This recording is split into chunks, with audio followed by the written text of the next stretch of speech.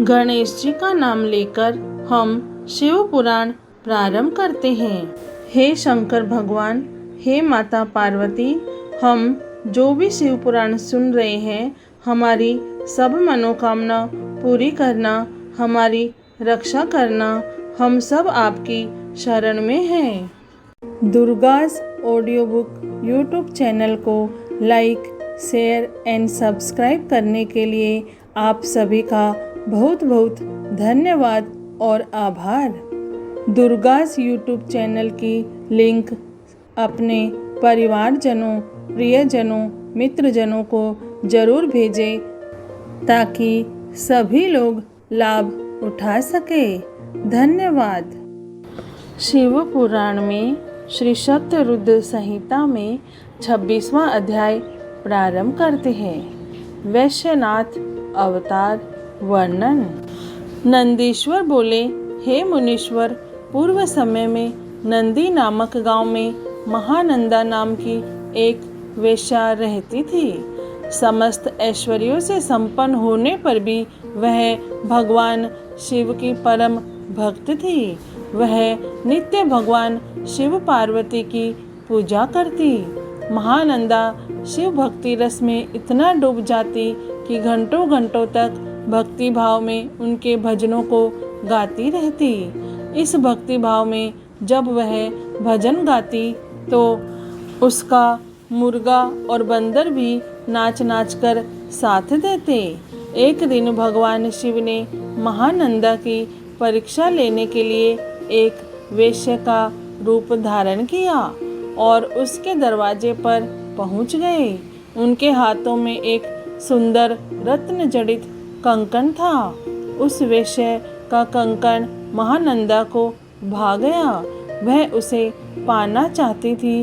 वेश्या रूपी भगवान शिव ने उसके मन की बात जान ली और बोले, हे देवी, यदि आपको यह कंकण पसंद है तो इसका मूल्य चुकाकर इसे आप रख ले।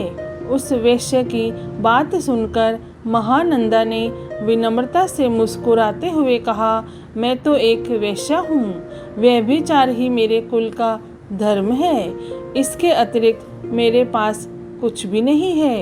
यदि आप मुझे यह कंकण देंगे तो मैं 3 दिन तक आपकी पत्नी बनकर आपके साथ निवास करूंगी।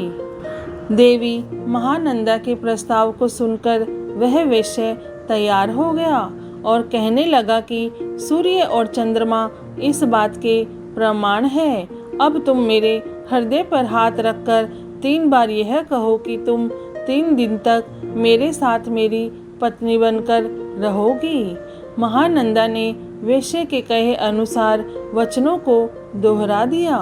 तत्पश्चात वेश्या ने वह सुंदर रत्न जड़ित कंकण महानंदा के हाथ में दे दिया और बोला, हे कांते, भगवान शिव का यह रत्न जड़ित शिवलिंग मुझे अपने प्राणों से भी प्यारा है, इसलिए तुम इसकी सदैव रक्षा करना।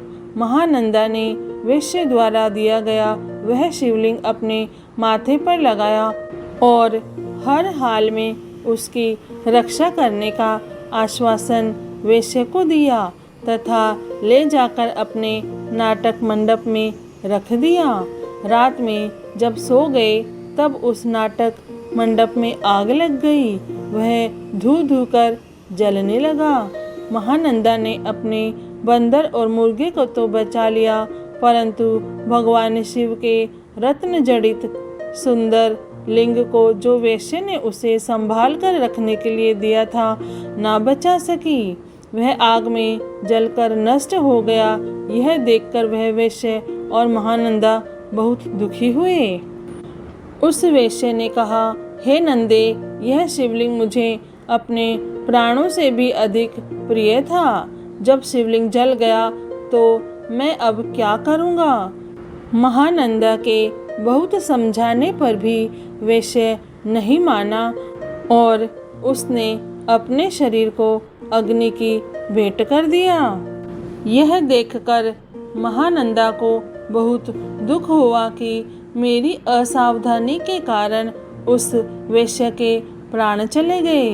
मेरे ही कारण एक परम शिव भक्त मर गया। यह सोच सोचकर नंदा पागल हुई जा रही थी। उसे याद आया कि उसने वेश्या से 3 दिन तक उसके साथ रहने का वचन दिया था। तब महानंदा ने अपना सारा धन, रत्न, आभूषण आदि सभी बहुमूल्य वस्तुएं आदि प्रसन्नता से ब्राह्मणों को दान कर दिए और स्वयं उस वेश्या की चिता अग्नि में कूदने लगी। परंतु इससे पहले कि महानंदा उस अग्नि में प्रवेश करती, वहाँ भगवान शिव प्रकट हो गए। भगवान शिव को साक्षात अपने सामने पाकर नंदा स्तब्ध रह गई और एकटक उन्हें देखने लगी। उसकी आंखों से आंसू बहने लगे। कुछ क्षण के पश्चात जैसे ही उसे ध्यान आया, उसने भगवान शिव के चरण पकड़ लिए और उनकी स्तुति करने लगी।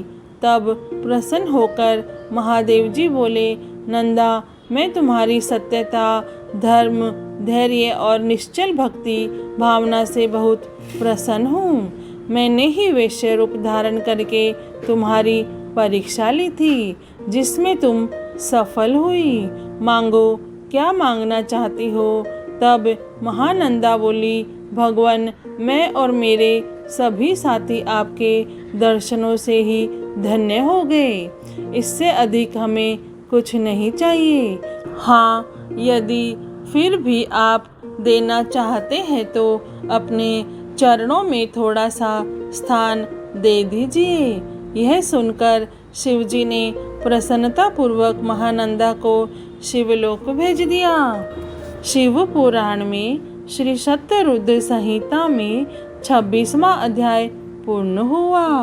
हे भोलेनाथ, हे शिव शंभु, हे माता पार्वती, आपको कोटि कोटि प्रणाम और कोटि कोटि धन्यवाद। जय भोलेनाथ।